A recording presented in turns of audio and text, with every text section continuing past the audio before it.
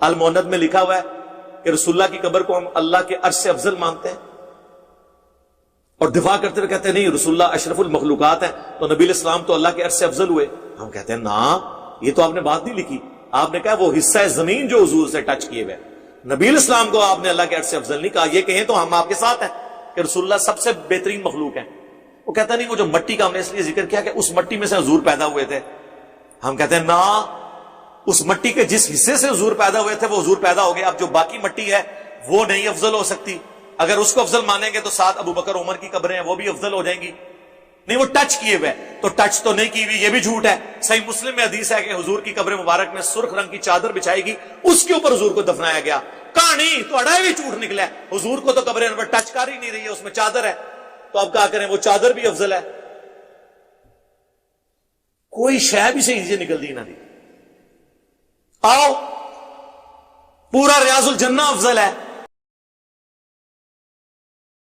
کہ روضہ مبارک کے جہاں آپ صلی اللہ علیہ وسلم کا جسم اطہر جس کو ٹچ کر رہا ہے وہ عرش سے افضل ہے جی، یہ مسئلہ میں لکھا ہوا ہے۔ ایک آدمی کہتا ہے میں تو نہیں مانتا، کوئی بات نہیں، نہ مانو، آپ پھر بھی اہل سنت میں، یعنی یہ بھی علماء دیوبند کا ہی فیصلہ ہے۔ تو یہ ایک سمجھ لیں کہ ایک مزاج کچھ لوگوں کا، کچھ حضرات کا ہے کہ نہیں ہمیں وہ افضل لگتا ہے، اور اس کے ان کے پاس عقلی دلیل ہے، کوئی حدیث و قرآن نہیں ہے، عقلی دلیل ہے۔ اچھا عقلی دلیل کیا ہے وہ بھی سن لیجیے۔ عقلی دلیل یہ ہے کہ عرش بھی اللہ کی مخلوق، جی، رسول اللہ صلی اللہ علیہ وسلم بھی اللہ کی مخلوق۔ اب سوال یہ ہے کہ عرش اور رسول اللہ صلی اللہ علیہ وسلم میں کون افضل؟ رسول اللہ صلی اللہ علیہ وسلم۔ رسول اللہ صلی اللہ علیہ وسلم۔ اچھا جی، وہ جگہ جہاں آپ علیہ الصلوۃ والسلام مدفون ہیں، وہاں وہ جگہ آپ کے جسم مبارک سے ٹچ ہو رہی ہے۔ عرش اللہ کے جسم سے ٹچ نہیں ہو رہا چونکہ اللہ کا جسم ہی نہیں، بالکل ٹھیک ہے۔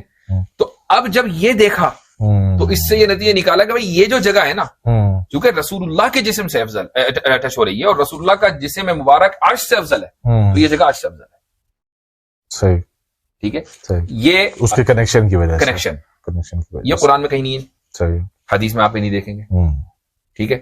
ہاں حدیث میں یہ ضرور ہے کہ جی مومن کی وجہ سے عرش ہل جاتا ہے، مومن کی عزت سے عرش اگر اس کی پامالی کی جائے تو بہت سی حدیثوں کا مفہوم عرش ہل جاتا ہے۔ تو ان ساری چیزوں کو سامنے رکھ کر جو نتیجہ نکالا وہ یہ نکالا۔ اب اگر کوئی یہ کہتا ہے کہ نہیں میں تو مانتا ہوں کہ عرش الہی روزہ مبارک سے زیادہ افضل ہے، کوئی بات نہیں ہے، قرآن کی مخالفت نہیں ہوئی، کوئی حدیث کی آپ نے انکار نہیں کیا، آپ تب بھی اہل سنت میں ہی آئیں گے۔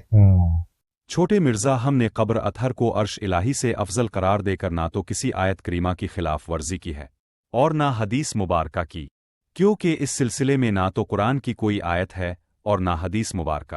اگر تو عرش الہی کو روضہ اطہر سے افضل سمجھتا ہے تو تم اس افضلیت کو قرآن و حدیث سے ثابت کر۔ ہمارے اس عقیدے کا جب قرآن و حدیث سے ٹکراؤ نہیں تو ہمارے اس عقیدے سے تیرے پیٹ میں کیوں درد ہوتا ہے؟